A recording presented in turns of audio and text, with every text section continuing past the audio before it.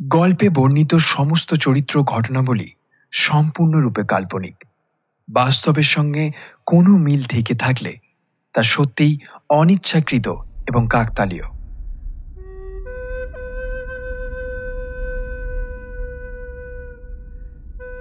এক অদ্ভুত অপার্থিব সুর শুনতে শুনতে অনিকেতের সমস্ত চেতনা যেন অবশ হয়ে আসছিল।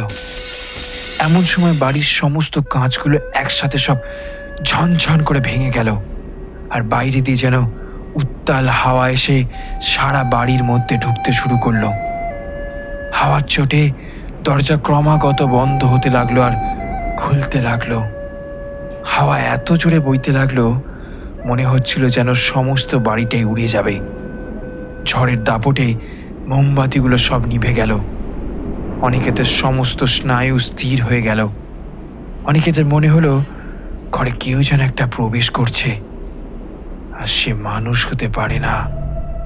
শয়তানের প্রবেশ বাড়িতে ঘটে গেছে, আর তার আগমনে সমস্ত বাড়িটা বিষাক্ত হয়ে উঠেছে। বাতাস ভারী হয়ে উঠেছে।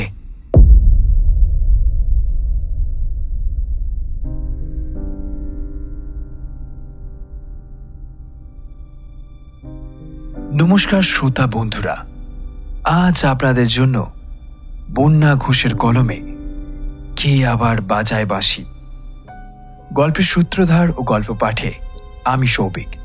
গল্পের অন্যান্য চরিত্রে সাগ্নিক ও সঞ্জু। গল্পের নাট্য রূপান্তরে বন্যা। গল্প পরিচালনা, পোস্টার ডিজাইন ও আবহ সঙ্গীতে আমি সৌভিক। শুরু হচ্ছে আজকের গল্প, কে আবার বাজায় বাঁশি।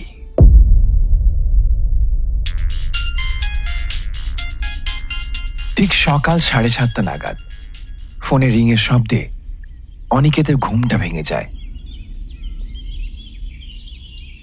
অনিকেত বিছানার পাশে রাখা টেবিলটা থেকে হাত বাড়িয়ে ফোনটা নেয়।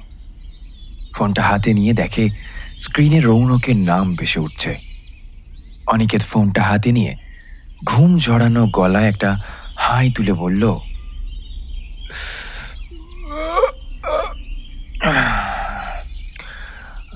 কি ব্যাপার বন্ধু, এত সকালবেলা? তা কি মনে করে? তুই জানিস ভাই আমি কেন ফোন করেছি? অনিকেত আরো একটু আড়মোড়া ভেঙে বলল, তা জানি না। তুই কি বিনা মতলবে আর ফোন করবি? তাই এবার শ্যামলাল বাড়িকে দোকান থেকে তোকে আবার কি জিনিস গোছালো শুনি? রৌনক এবার একটু গম্ভীর হয়ে বলল, কেউ আমাকে কোনো জিনিস গছায়নি, আমি নিজেই কিনেছি। অনিকেত এবার দেখল রৌনক বেশ চটে যাচ্ছে।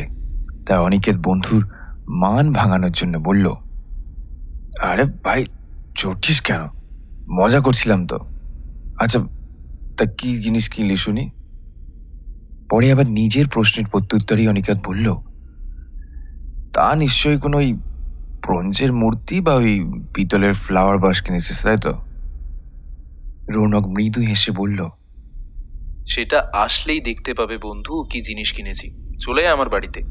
এমনিতে আজ রবিবার, বন্ধুদের মিলে জমিয়ে আড্ডা মারা যাবে, খাওয়া দাওয়া করা যাবে, আর তোকে জিনিসটাও দেখানো হবে। অনিকেত অগত্যা রৌনকের কথা সায় দিয়ে বলল, আচ্ছা বেশ, তাই হবে। ঠিক 9টা নাগাদ তোর বাড়িতে যাব, তারপর তোর ওখানেই ব্রেকফাস্ট করব। একদম। আমি অপেক্ষা করব কিন্তু।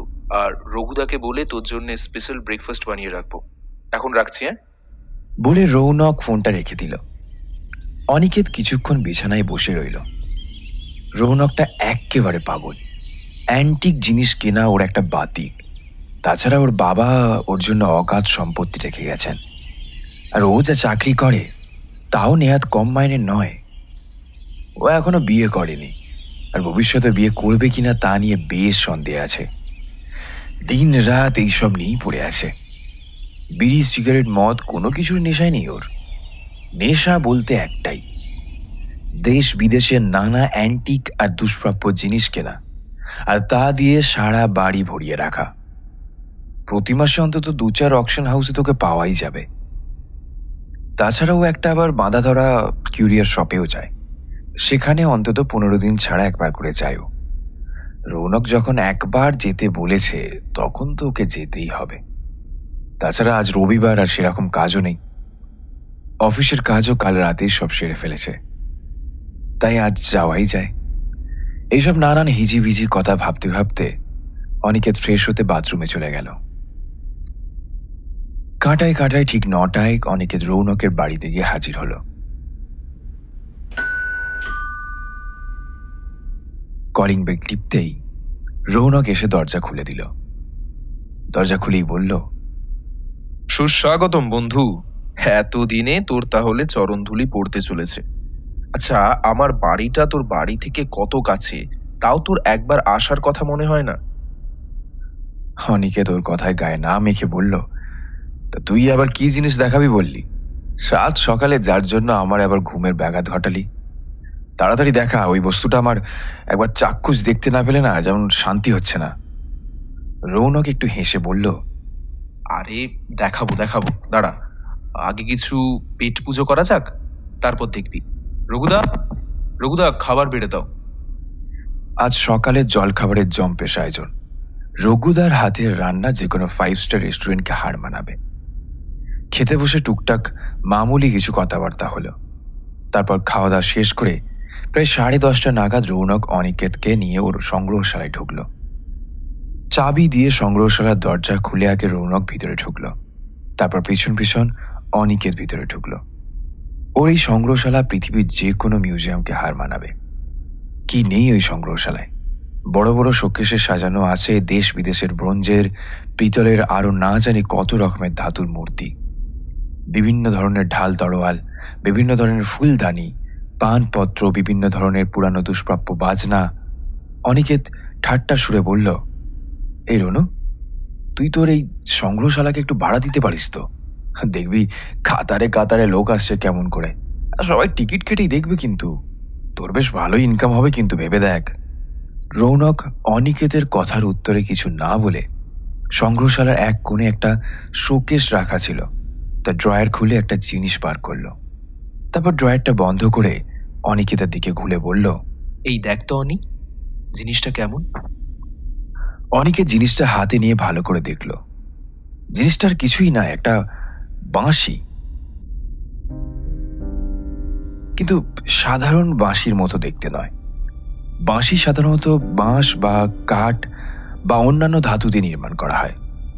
এটা কিন্তু সাধারণ বাঁশির মতো বাঁশ, কাঠ বা অন্যান্য ধাতু দিয়ে তৈরি নয়। কারণ যে জিনিসটা দিয়ে বাঁশিটা তৈরি হয়েছে সেটা একটা সাদা রঙের জিনিস, আর এর গড়নটা খানিকটা হাড়ের মতো। বাঁশিটার সামনের দিকটার একটা ড্রাইগেনের মুখ আছে। ড্রাইগেন চোখটায় দুটো সবুজ রঙের পাথর বসানো আছে। বাঁশিটা সারা অংশে পিতল আর কাঁসা দিয়ে নকশা করা, এমনকি ড্রাগনের মুখটা পর্যন্ত। অনিকেত বাঁশিটা ভালো করে ঘুরিয়ে ফিরিয়ে দেখল, দেখে প্রশংসা সুরে বলল, আর ভাই, তো দারুণ জিনিস তো, কাঁসা দেখতে। তাই তুই কোথা থেকে পেলি বলতো এটা? রৌনক অনিকেতের কথা শুনে একটু ভাড়াক্কি ভাব দেখিয়ে বলল, তা আবার কোথা থেকে পাবো? তোর মতে ওই যে ভদ্রলোক আমায় জিনিস গছায়, মানে ওই শ্যামলাল বাড়ি, তার থেকেই পেয়েছি আর কি। তুই তো জানিসই ওনারই কিউরিও শপ থেকে অ্যান্টিক জিনিসপত্র কেনাকাটা করি, আর তাই উনি এটা আমার জন্যে স্পেশালি রেখে দিয়েছিলেন। আর যেহেতু আমি ওনার অনেক পুরনো খরিদ্দার, তাই এটা আমাকে অনেক কম দামে দিয়েছেন। নিজেই বলল এর মতো নাকি জিনিস আর পাওয়া যাবে না। এটা বোধহয় ওই চীন বা তিব্বত, এই দুটো দেশের মধ্যে কোনো একটা দেশে। আচ্ছা, তা জিনিসটা বলছিস ভালোই হয়েছে। শ্যামলাল বারিক তাহলে কোনো ফালতু জিনিস গছায়নি। অনিকেত একটু অপ্রস্তুত হয়েই বলে উঠল, আর আচ্ছা আচ্ছা, হয়েছে হয়েছে, আর আর খোঁচা মারতে হবে না। মিথ্যে বলবো না রে, বাঁশিটা সত্যি খাসা। দেখেই বোঝা যাচ্ছে তোর দেখার চোখ আছে মাইরি। খুঁজে পেতে পেতে এমন একটা জিনিস পেয়েছিস বটে। অনিকেতের এই প্রশংসা শুনে রৌনক একটু হাসল। তারপর বাঁশিটা যেখানে ছিল সেখানেই রেখে সংগ্রহশালার দরজা বন্ধ করে দুজনেই বাইরে চলে এলো। তারপর কিছুক্ষণ কথাবার্তা বলার পর অনিকেত রৌনকের থেকে বিদায় নিয়ে চলে গেল। এরপর প্রায় সপ্তাহখানেক কেটে গেছে। অনিকেত অফিসের নানান কাজে ব্যস্ত থাকায় আর রৌনকের বাড়ির দিকে যাওয়া হয়নি। সপ্তাহখানেক বাদে দিনটা ছিল শনিবার। রাত্রিবেলা খাওয়া দাওয়া শেষ করে প্রায় 10:30 নাগাদ অনিকেত শুতে গেল। অবশ্য তখনই শুয়ে পড়ল না। অনিকের শুতে যাওয়ার আগে একটু বই পড়ার অভ্যাস আছে। বইয়ের তাক থেকে একটা বই নিয়ে বিছানায় উঠে গেল। তারপর বালিশে হেলান দিয়ে বই পড়তে লাগলো। ঘন্টা আধেকের মতো বই পড়ার পর অনিকেতের একটু ঘুম ঘুম পেতে লাগলো। বইটা বিছানার পাশের টেবিলে রেখে লাইট নিভিয়ে শুয়ে পড়ল। অনিকেত যে কতক্ষণ ঘুমালো তা ঠিক নিজেও জানে না, কারণ মাঝরাত্রে ফোনের আচমকা বেজে উঠতেই ওর ঘুমটা ভেঙে গেল।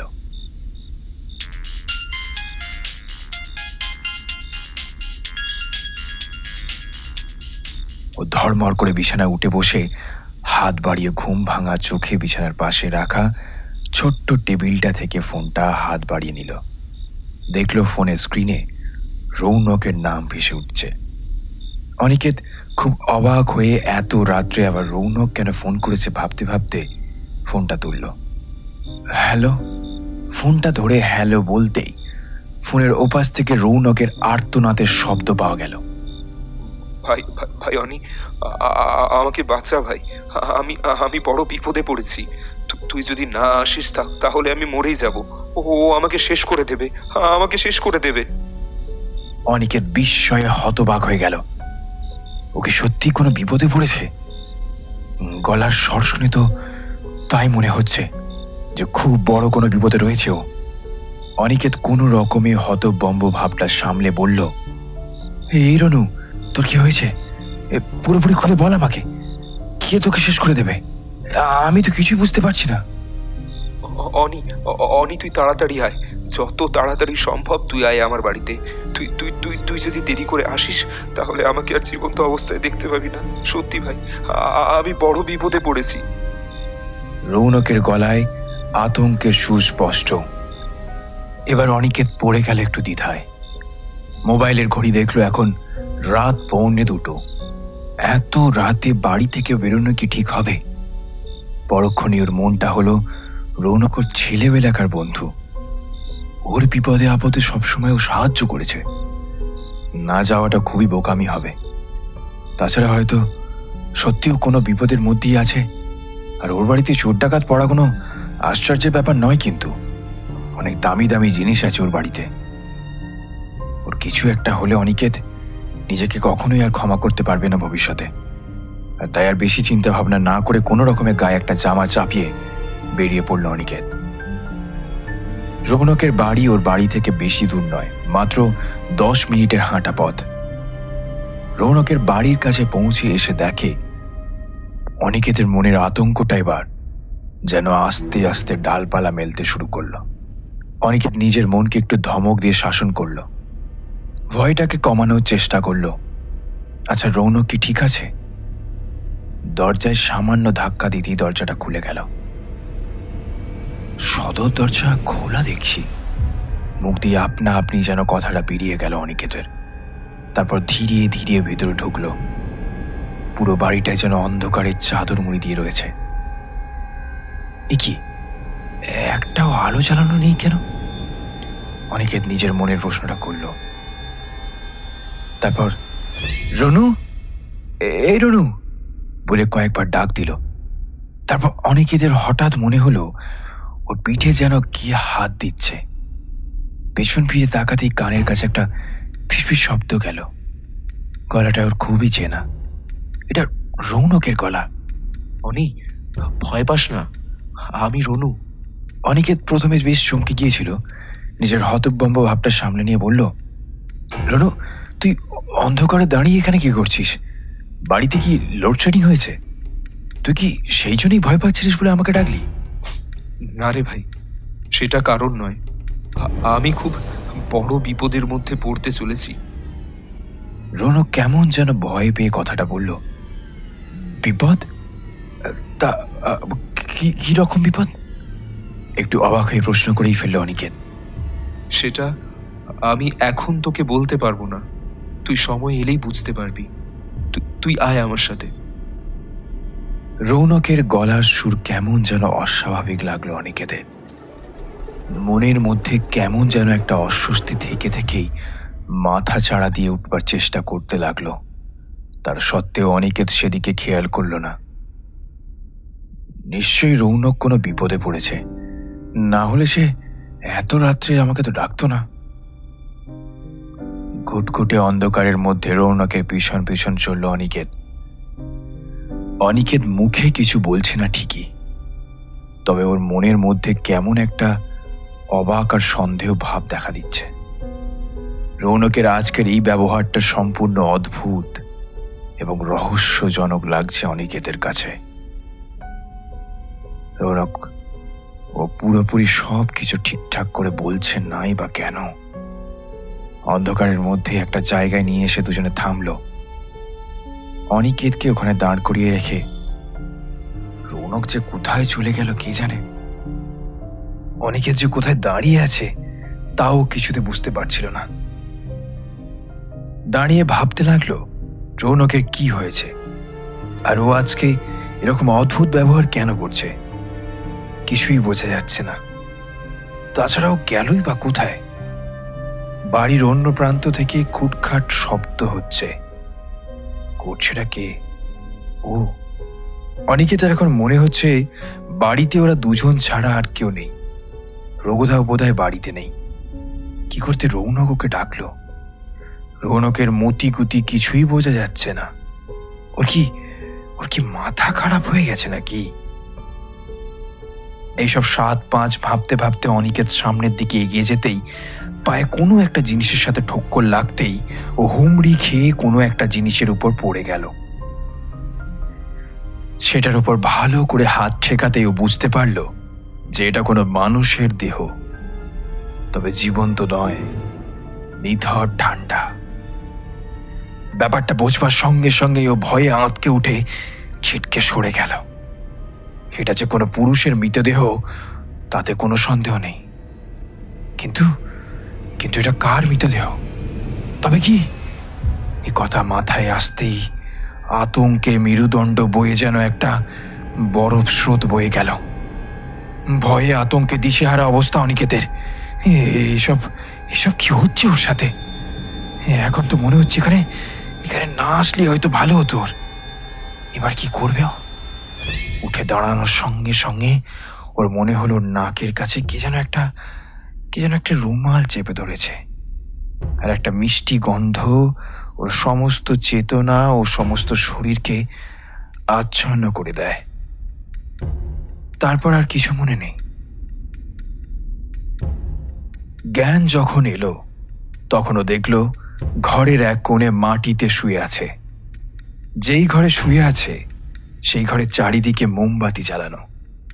সমস্ত ঘরের পরিবেশ যেন কেমন একটা গুমট।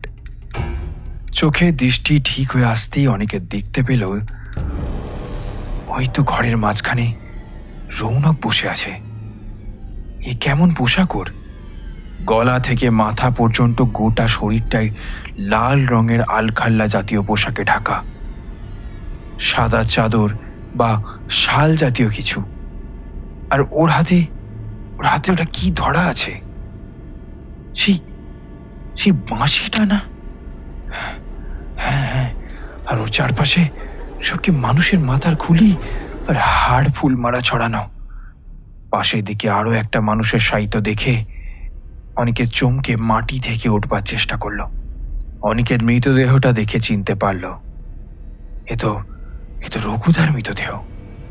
তার মানে কি রৌনকই? কিন্তু কেন? রঘুদা ওকে ছোটবেলা থেকে নিজের ছেলের মতো কোলে পিঠে করে মানুষ করেছে, আর তাকেই কিনা আজ। আর ভাবতে পারে না অনিকেত। তাড়াতাড়ি মাটি থেকে উঠতে চায়, কিন্তু ওর শরীর খুব দুর্বল লাগায় মাটি থেকে উঠতে পারে না। অনিকেতের ঘোর তখনও কাটেনি, তবুও ওঠার চেষ্টা করল, কিন্তু উঠতে পারল না। চড়ানো গলায় বলল, রনু, এসব তুই কি করছিস? এ কি পোশাক তোর? রঘুদাকে কেন মারলি? সে বেচারা কি কোনো ক্ষতি করেছিল? আমি যে কিছুই বুঝতে পারছি না। রৌনক কোনো উত্তর দেয় না, বিড়বিড় করে যেন কি পড়তে থাকে। বোধহয় কোনো মন্ত্র পড়ছে। তারপর অনিকেত কোনো রকমে উঠে রৌনকের দিকে এগিয়ে যায়। রৌনকের গায়ে হাত দিয়ে ওকে একবার ডাকলো। সেই ডাকে আচমকা রৌনক ওর দিকে ঘুরে একটা ধাক্কা মারল। অনিকেত ছিটকে পড়ে গেল মাটিতে। আচ্ছন্নতা তখনও কাটেনি, তাই ও উঠে দাঁড়াতে গিয়েও আর দাঁড়াতে পারল না। ও শোয়া অবস্থায় হাঁপাতে হাঁপাতে বলল,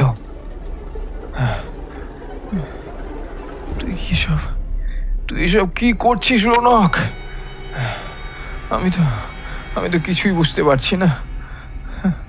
রঘুদাকে মেরে এত বড় একটা পাপ কাজ কেন করলি? তুই তো একজন শিক্ষিত, বুদ্ধিমান, বিচক্ষণ ছেলে। এরকম অকৃতজ্ঞতার মতো কাজ কেন করলি রে? তোর থেকে এটা কিছুতেই আশা করিনি আমি। আর তুই আমাকে ডেকেছিলিস শিব কেন? রৌনক এবার ধীরে ধীরে উঠে দাঁড়ায়। এই আলো ছায়ার মধ্যে অনিকেত স্পষ্ট দেখতে পায় রৌনকের চোখ যেন জল জল করছে। অদ্ভুত বিচিত্র নিষ্ঠুর হাসি যেন ওর চোখে মুখে নেচে উঠল। সেই হাসি যে কি হিংস্র তা কোনো ভাষাতেই প্রকাশ করা যাবে না। অনিকেত ভয় পাওয়ার পাশাপাশি বিস্ময়ে হতবাক হয়ে যায় রৌনকের এই অদ্ভুত পরিবর্তন দেখে। অনিকেত কোনো রকমের সাহস সঞ্চয় করে বলে ওঠে, রৌনক, তুই সব কি করছিস? আর কেনই বা করছিস? আমি কিচ্ছু বুঝতে পারছি না। অনিকেতের কথা শেষ হওয়া মাত্রই রৌনক উন্মাদের মতো হাসতে শুরু করে। আকাশ বাতাস বিদীর্ণ করে ওঠে ওর উন্মাদের মতো হাসি ছড়িয়ে পড়ে। আস্তে আস্তে রৌনক হাসি থামায়, তারপর খানিকটা বিদ্রুপের স্বরে বলে ওঠে, তুই কানা নাকি? দেখতে পাচ্ছিস না আমি কি করছি? সাধনা করছি, সাধনা।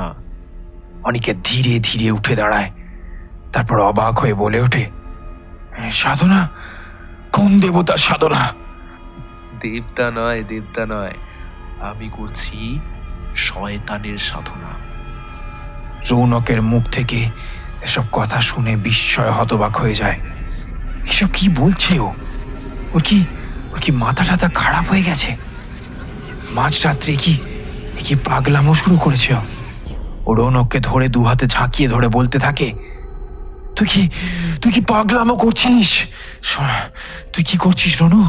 সাধনা? শয়তানের সাধনা? এই মানেটা কি তোর? রৌনক এবার কেমন যেন একটা জেদি সুরে বলে ওঠে, আমার সাধনাকে তোর পাগলামি বলে মনে হচ্ছে? এগুলো পাগলামি নয়, তুই তো দেখতে পাচ্ছিস সবই সত্যি। তার মানে তুই আমাকে? অনিকেতের মুখের কথাটা কেড়ে নিয়ে রৌনক বলে, হ্যাঁ অনি, তুই যা ভাবছিস সেটাই ঠিক। আমি কোনো বিপদে পড়িনি। আসলে তোকে এখানে ডাকার জন্য আমাকে মিথ্যে অভিনয়টা করতে হয়েছে।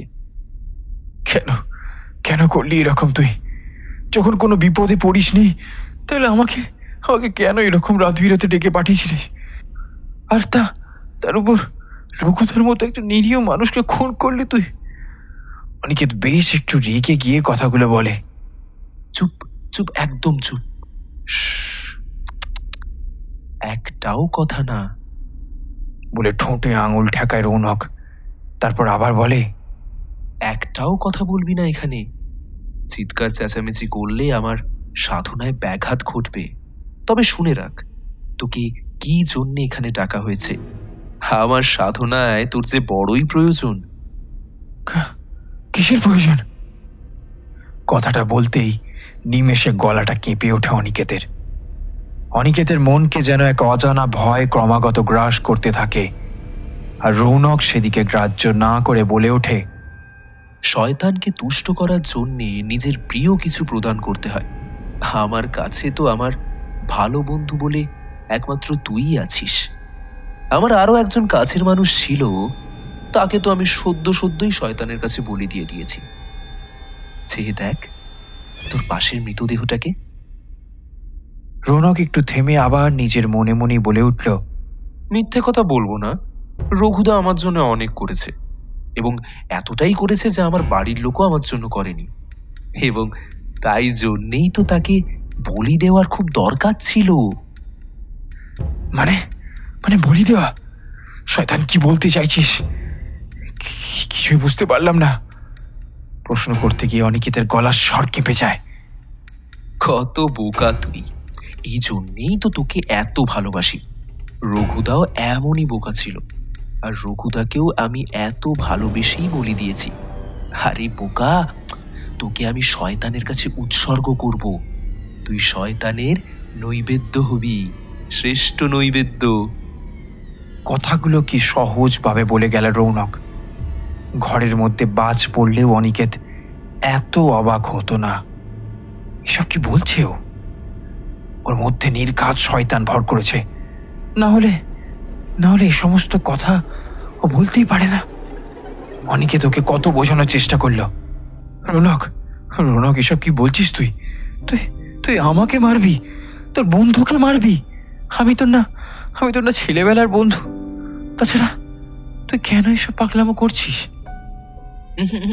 পাগলামি নয়, তুই যে চোখের সামনে দেখতে পাচ্ছিস তাই সত্যি। তুই তো আমার ভালো বন্ধু, তাই তো তোকে শয়তানের কাছে উৎসর্গ করব, এবং তোকে শয়তানের কাছে উৎসর্গ করলে শয়তান নিশ্চয়ই সন্তুষ্ট হয়ে আমাকে কিছু শক্তি প্রদান করবেন।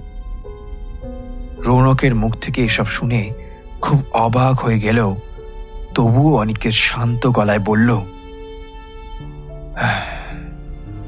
এখন তুই প্রকৃতস্থ অবস্থায় নেই। আমার মনে হয় তোর মানসিক বিকার ঘটেছে। না হলে তোর মতো একটা সুস্থ সবল শিক্ষিত বিচক্ষণ মানুষ কখনোই একটা মানুষকে খুন করতে পারে না। আমি এখন এই পুলিশে ফোন করব বলে অনিকেত প্যান্টের পকেট থেকে ফোনটা বার করতে যাবে, এমন সময় রৌনক বলল, বাড়ির বাইরে বেরোনো যাবে না। তুই এই বাড়িতে ঢুকেছিস ঠিকই, কিন্তু আমার অনুমতি ছাড়া তুই বেরোতে পারবি না, কারণ দরজায় তালা লাগানো আর চাবি আমি লুকিয়ে ফেলেছি। অনিকেত কিছু একটা বলতে গেল, কিন্তু আর কোনো কথা বলতে পারল না। আতঙ্কে ওর গলা দিয়ে প্রায় কোনো শব্দই বের হলো না। অনিকেত চোখের সামনে দেখতে পেল রৌনক মাটি থেকে সংগ্রহশালায় রাখা বাঁশিটা তুলে নিল, তারপর সেটা বাজাতে শুরু করলো।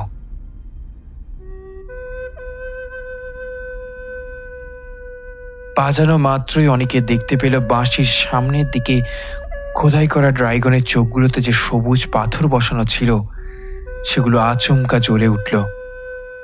বাঁশিটা থেকে কি অদ্ভুত একটা সুর বেরোচ্ছে। এমন সুর পৃথিবীতে কেউ শুনেছে বলে মনে হয় না। এক অদ্ভুত অপার্থিব সুর। শুনতে শুনতে অনিকেতের সমস্ত চেতনা যেন অবশ হয়ে আসছিল। এমন সময় বাড়ির সমস্ত কাঁচগুলো একসাথে সব ঝনঝন করে ভেঙে গেল, আর বাইরে দিয়ে যেন উত্তাল হাওয়া এসে সারা বাড়ির মধ্যে ঢুকতে শুরু করলো। হাওয়ার চোটে দরজা ক্রমাগত বন্ধ হতে লাগলো আর খুলতে লাগলো। হাওয়া এত জোরে বইতে লাগলো মনে হচ্ছিল যেন সমস্ত বাড়িটাই উড়ে যাবে। ঝড়ের দাপটে মোমবাতিগুলো সব নিভে গেল। অনিকেতের সমস্ত স্নায়ু স্থির হয়ে গেল। অনিকেতের মনে হলো ঘরে কেউ যেন একটা প্রবেশ করছে, আর সে মানুষ হতে পারে না। শয়তানের প্রবেশ বাড়িতে ঘটে গেছে, আর তার আগমনে সমস্ত বাড়িটা বিষাক্ত হয়ে উঠেছে। বাতাস ভারী হয়ে উঠেছে। অনিকেত অন্ধকারে কিছু দেখতে পাচ্ছে না। ও তবু কোনো রকমে ধীরে ধীরে এক পা করে বাইরে যাওয়ার চেষ্টা করল। কিন্তু অদৃষ্টের পরিহাস এমনই যে অনিকেত যখনই ঘর থেকে বের হতে যাবে এমন সময় মনে হলো কি যেন ওর হাতটা জোরে চেপে ধরেছে, আর সেটা কোনো মানুষের হাত বলে মনে হলো না। লোহার মতো শক্ত হাতেই বজ্র মুষ্টি ছাড়ানো কোনো সর্বশক্তিশালী মানুষের পক্ষেও যেন সম্ভব নয়। তবু অনিকেত অদৃশ্য শয়তানকে প্রতিহত করবার চেষ্টা চালিয়ে যেতে লাগলো, কিন্তু কিছুতেই পেরে উঠতে পারল না। ক্রমশ ওর মনে হচ্ছিল যে ওর শরীর থেকে সমস্ত জীবন শক্তি ক্রমাগত মিলিয়ে আসতে লাগলো। তারপর সেই অদৃশ্য শয়তান যেন গলাটা আচমকা টিপে ধরল। অনেকের চেষ্টা করে ওই বজ্র মুষ্টি আলগা করতে পারল না। হাতের আঙুলগুলো যেন স্টিলের সাঁড়াশির মতো চেপে বসেছে ওর গলায়। শেষবারের মতো ওর গলা দিয়ে একটা আওয়াজ বের হলো। তারপর যেন হঠাৎ করেই সবকিছু শান্ত হয়ে গেল। এক অদ্ভুত থমথমে নিস্তব্ধতা বিরাজ করতে লাগলো।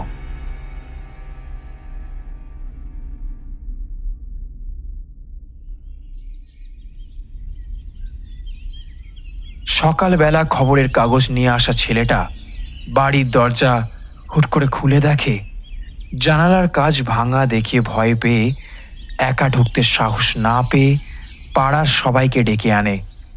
তখন পাড়ার সবাই বাড়িতে ঢুকে বসবার ঘরে গিয়ে বিস্ময়ে হতবাক হয়ে যায়। তারা দেখতে পায় বসার ঘরে ঘাড় মোটকে পড়ে আছে 3টি মৃতদেহ। দেহ রক্তশূন্য, ফ্যাকাশে। দেখেই বোঝা যাচ্ছে যে অনেকক্ষণ আগেই মৃত্যু হয়েছে। মৃতদেহের চারপাশে মোমবাতি, ফুলমালা আরও নানান ধরনের জিনিসপত্র সব ছড়ানো আছে। বোঝা যাচ্ছিল যে তারা কোনো পূজার মধ্যে ছিল। 2টো মৃতদেহ দেখে সবাই চিনতে পারল। ভিড়ের মধ্যে থেকে একজন ভদ্রলোক ভয়ার্ত গলায় বলে উঠলেন, আরে এ কি? এ তো রৌনক, আর এ তো ওরই বন্ধু অনিকেত। ভিড়ের মধ্যে থেকে আরেকজন বলে ওঠে, আরে এটা তো রঘুদা। 3জন একসাথে এভাবে খুন কি করে হলো? আর এইসব ফুলমালা, ধূপকাঠি, মরার মাথার খুলি, হাড়গোড় জড়ানো কেন? আমার তো বাবু গতিক ভালো ঠেকছে না। শিগগিরই মনে হয় পুলিশে খবর দিতে হবে। এই ছোড়া, এই পুলিশে ফোন করতো একবার। সবাই এই সব কাণ্ড দেখে অবাক হয়ে নিজের মধ্যে বলাবলি করতে শুরু করলো। আর ভিড়ের মধ্যে কিছু লোক তৎপর হয়ে পুলিশকে ফোন করে সব জানিয়ে দিল। পুলিশে খবর দেয়া হয়ে গেছে। সকলে তখনও সেই ঘরের মধ্যে উপস্থিত ছিলেন। পুলিশ আসতেই খানা তল্লাশি ভালো করে শুরু হয়ে গেল। মৃতদেহগুলি তখনই মর্গে পাঠিয়ে দেওয়ার ব্যবস্থা করা হলো। ঘরের মধ্যে উপস্থিত সকলকে বিভিন্ন রকম প্রশ্ন করা হচ্ছিল, কিন্তু কোনো সদুত্তর পাওয়া গেল না। এমন সময় সাব ইন্সপেক্টর মনোজ গুপ্তের চোখ পড়ল এক ভদ্রলোক যেন ঝুঁকিয়ে পড়ে ভালো করে কি দেখছেন। ওনার চোখে মুখে একটা আতঙ্কের ছাপ স্পষ্ট। উনি ভদ্রলোকের দিকে এগিয়ে গেলেন। তারপর ওনাকে প্রশ্ন করলেন, আচ্ছা, আপনি এত ভালো করে কি খুঁটিয়ে দেখছেন? ভদ্রলোক যেন শুনতেই পেল না। তিনি প্রায় আপন মনে বললেন, আচ্ছা, এই বাঁশিটা এখানে কি করে এলো? ইন্সপেক্টর গুপ্ত বাঁশিটার দিকে চেয়ে দেখলেন বাঁশিটা বেশ অদ্ভুত। তিনি কতক্ষণ যে ওই বাঁশিটার দিকে ওইভাবে তাকিয়েছিলেন তা জানেন না। তার চমক ভাঙল ভদ্রলোকের গলার স্বরে। ভদ্রলোক খানিকটা আপন মনেই বলে উঠলেন, না না না না, বাঁশিটা এখানে এনে ওরা মোটেই ভালো কাজ করেনি। ইন্সপেক্টর গুপ্ত এবার ভদ্রলোকের দিকে তাকিয়ে বললেন, আপনি কি কিছু জানেন এই কেসের সম্পর্কে? এই কেসের সম্পর্কে আমি সেরকম কিছু জানি না, তবে আমি আন্দাজ করছি এই বাঁশিটার জন্যই এই 3জনের অকাল মৃত্যু ঘটেছে। আচ্ছা, আপনার নাম কি? আর এই নিহত ব্যক্তির সঙ্গে আপনার পরিচয় বা কি করে? আমার নাম ভবতোষ দত্ত। এই বাড়ির মালিক রৌনক চ্যাটার্জি আমার প্রতিবেশী হন। আর অপরজনকে আমি বেশ ভালোভাবেই চিনি। ইনি হলেন অনিকেত বোস, রৌনকের ছেলেবেলার বন্ধু। রঘু তো রৌনকেরই বাড়ির বহু পুরানো কাজের লোক। এদের সঙ্গে আমার যথেষ্ট আলাপ ছিল। মিস্টার দত্ত, আপনি ঠিক কি বলতে চাইছেন একটু ঠিক করে বলবেন? এদের মৃত্যু যে খুবই নৃশংসভাবে হয়েছে সেটা তো আপনারা নিজের চোখেই দেখতে পেলেন। আর এটাও নিশ্চয়ই বুঝতে পারছেন যে রৌনকের অ্যান্টিক জিনিস কেনার শখ ছিল। আর এই যে বাঁশিটা দেখছেন, এটাও নিশ্চয়ই তার অ্যান্টিক জিনিসের কালেকশনের মধ্যেই একটা। এটা সত্যিই সাধারণ বাঁশি নয়। এটা একটা তিব্বতী বাঁশি। একে তিব্বতী ভাষায় ক্যাংলিং বলা হয়। এর ব্যাপারে আমি বেশ ভালো করেই জানি। তিব্বতী ভাষায় ক্যাং শব্দের অর্থ হলো পা, আর লিং শব্দের অর্থ হলো বাঁশি। এই ধরনের বাঁশি মানুষের উড়ুর হাড় অর্থাৎ ফিউমার দিয়ে তৈরি হয়। এই ধরনের বাঁশির মধ্যে অতৃপ্ত বা অশরীরী আত্মাকে ডেকে আনা হয়, মানে সোজা বাংলায় যাকে বলে শয়তানকে ডাকা। আমার মনে হয় এদের মধ্যে কেউ একজন এই বাঁশি বাজিয়ে দেখতে গিয়েছিল, আর বাকি দুজন হয়তো সেই সময় এখানে প্রস্তুত ছিল। এই বাঁশি বাজানোর ফলাফল যে কতটা ভয়ঙ্কর হতে পারে তার ধারণা নিশ্চয়ই এদের ছিল না। ও আচ্ছা, তাহলে আপনি বলতে চাইছেন যে এটা কোনো অশরীরী আত্মার কীর্তি। আপনার কি জেগে থেকে স্বপ্ন দেখার অভ্যাস আছে, নাকি অষ্টপ্রহর গাঁজা সেবন করেন? আমি কিছুই বলতে চাইছি না বা অনুমানও করছি না। আমি বেশ ভালো করেই জানি যে এদের মৃত্যু কোনো মানুষের হাতে হয়নি। এই বাঁশিটাই এই কাজ ঘটিয়েছে। এই আপনি কি করেন? আমি একজন সরকারি কলেজের ইতিহাসের অধ্যাপক, আর কিছু মাস বাদেই রিটায়ার করব। আর অল্প লেখালেখি করার অভ্যাসও আছে আমার। আমার লেখা প্রবন্ধ শিক্ষামূলক পত্রিকাগুলোতে নিয়মিত প্রকাশ হতে হয়। সবই বুঝলাম, কিন্তু আপনি এত শিক্ষিত হয়ে এইসব পথে বিশ্বাস করেন? ও, তাহলে আপনি বলতে চাইলেন যে আমি মজা করছি, আর নয়তো আপনি মনে করছেন যে আমি সুস্থ অবস্থায় নেই কিংবা আমার নেশার অভ্যেস আছে, তাই তো? তাহলে এতই যখন আপনার বিশ্বাস, আপনি একদিন এটা আপনার কাছে রাখুন দেখি, তাহলেই বুঝবেন। দেখুন, আপনি আমার থেকে বয়সে অনেক ছোট, তাই আপনাকে আমি সাবধান করছি। আপনার যদি আমার কথা বিশ্বাস না হয় তাহলে আপনি রেখে দেখুন না। ভবতোষবাবু বেশ অসন্তোষের সঙ্গে কথাটা বললেন।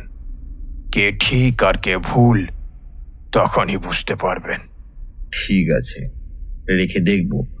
যদি কিছু না হয় তখন কিন্তু আপনাকে আমার কাছে ক্ষমা চাইতে হবে। আবার ঠাট্টার সুরে কথা বললেন ইন্সপেক্টর গুপ্ত। ভবতোষবাবু এবার আরও একটু গম্ভীর হয়ে বললেন, এটা কিন্তু আপনার কাছে না রাখাটাই শ্রেয় বলে আমি মনে করব, কারণ এটা কোনো সাধারণ বাঁশি নয়। তন্ত্র সাধনার কাজে বাঁশি ব্যবহার হয়। ভয় পাচ্ছেন? একবার যখন আপনি বলেছেন তখন আপনার এই চ্যালেঞ্জটা আমি অ্যাকসেপ্ট করলাম। হ্যাঁ, তা ভয় পাচ্ছি, তবে আপনার কাছে হেরে যাব সেটার জন্য নয়, আপনার ক্ষতি হবে সেটা ভেবেই। চিন্তিত গলায় কথাটা বললেন ভবতোষবাবু। ইন্সপেক্টর গুপ্ত প্রত্যুত্তরে একটু হেসে কথাটা বললেন, সেসব আমাকে নিয়ে চিন্তা করতে হবে না, আমার কিছু হবে না। ঠিক আছে, আসি, নমস্কার, আবার পরে দেখা হবে ফোন। বলে উনি কনস্টেবল নিয়ে চলে গেলেন।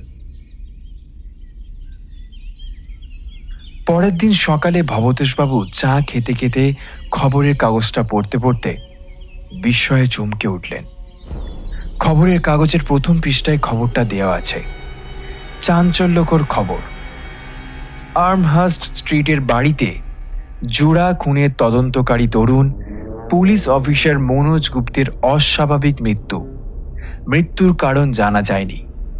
মৃতদেহে কোনো আঘাতের চিহ্ন নেই, কিন্তু পোস্টমর্টম রিপোর্ট অনুযায়ী ঘাড়ের হাড় ভেঙে যাওয়ার ফলে মৃত্যু ঘটেছে। মৃতের কাছ থেকে একটি মানুষের হাড় দিয়ে তৈরি বাঁশি পাওয়া গেছে। গোটা খবরটা পড়ে ভবতোষবাবু একটা দীর্ঘশ্বাস ফেললেন। তারপর আপন মনেই বিড়বিড় করে বলে উঠলেন, আমি তো তখনই বারণ করেছিলাম এসব না করতে, কিন্তু ভদ্রলোক আমার কথা শুনলেনই কই। নিজের মৃত্যুকেই বরণ করে নিলেন শেষ পর্যন্ত।